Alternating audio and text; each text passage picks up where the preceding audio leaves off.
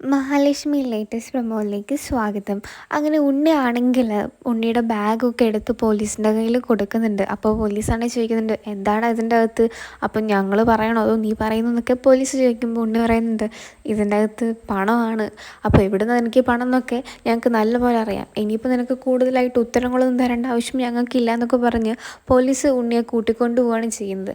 അപ്പോഴേക്കും ഉണ്ണിയാണെങ്കിൽ നമ്മുടെ കണ്ണിനെ കണ്ടതോടെ നമ്മുടെ ഉണ്ണി ദയയായിട്ടൊന്ന് നോക്കുന്നുണ്ട്. എന്നെ രക്ഷിക്കണം എന്നുള്ള രീതിയിലാണ് ഉണ്ണി കണ്ണനെ നോക്കുന്നത്. നമ്മുടെ ദുർഗയാണെങ്കിൽ പറയുന്നുണ്ട്, എൻ്റെ മോനെ ഒന്ന് ആരെങ്കിലും രക്ഷിക്കുക, എല്ലാം ഈ കണ്ണൻ്റെ പണിയാണ്. അപ്പോൾ കണ്ണൻ പറയുന്നുണ്ട് പോലീസിനോട്, എന്താ ഉണ്ണി ചെയ്ത് തെറ്റെന്നൊക്കെ ചോദിക്കുമ്പോൾ ഉണ്ണി ഒരു കള്ളപ്പണം കൊണ്ട് ആൾക്കാരെ കബളിപ്പിക്കുമായിരുന്നൊക്കെ നമ്മുടെ പോലീസ് പറയുന്നുണ്ട് കേട്ടോ. അപ്പോഴേക്കും നമ്മുടെ ദുർഗയാണെങ്കിൽ പറയുന്നുണ്ട്, എന്തായാലും നിൻ്റെ അനിയനല്ലേ, അവനെ നീ ഒന്ന് രക്ഷിക്കും, നിൻ്റെ കാല് പിടിക്കാന്നൊക്കെ ദുർഗ പറയുന്നുണ്ട്. അപ്പോൾ കണ്ണൻ പറയുന്നുണ്ട്, എനിക്കതിൻ്റെ ആവശ്യമൊന്നുമില്ല. അവൻ ഞങ്ങളെ കുടുംബത്തെ പറ്റിയിട്ടോ അവനൊന്നും ആലോചിക്കാതെ ആ മേഘനാഥൻ്റെയും വാമദേവൻ്റെയും ഒക്കെ കൂടെ നടന്നിട്ട് കാണിച്ചതല്ലേ, അവൻ തന്നെ അങ്ങ് അനുഭവിക്കട്ടെ എന്നുള്ള രീതിയിൽ നമ്മുടെ ഉണ്ണിയെ പറ്റി നമ്മുടെ കണ്ണൻ പറയുന്നുണ്ട്.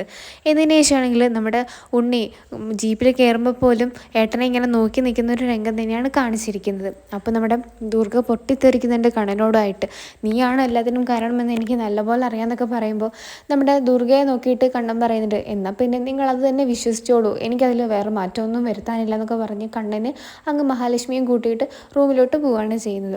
നമ്മുടെ ദുർഗയാണെങ്കിൽ നമ്മുടെ വാമദേവനെയും മേഘനാഥനെയും വിളിച്ച് കാര്യങ്ങൾ പറയുന്നുണ്ട്. അപ്പോഴേക്കും വാമദേവനും മേഘനാഥനും ആണെങ്കിൽ ഇനിയിപ്പോൾ എന്താ ചെയ്യുക എന്നുള്ള രീതിയിൽ ഇങ്ങനെ നിൽക്കുകയാണ് ചെയ്യുന്നത് തന്നെ.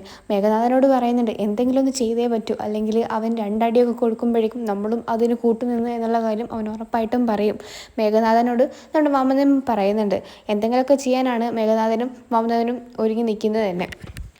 അപ്പോൾ എന്തൊക്കെ നടക്കുമെന്ന് തന്നെ കണ്ടു തന്നെ അറിയാം. എന്തൊക്കെയായിരിക്കും ഇനി കമലേശ്വരത്ത് നടക്കാൻ പോകുന്നതെന്ന് നമുക്ക് കാത്തിരുന്ന് കാണാം. ഈ ഒരു സീരിയൽ ഇഷ്ടപ്പെടുന്ന എല്ലാവരും ഈ ഒരു ചാനൽ സബ്സ്ക്രൈബ് ചെയ്ത് സപ്പോർട്ട് ചെയ്യാം.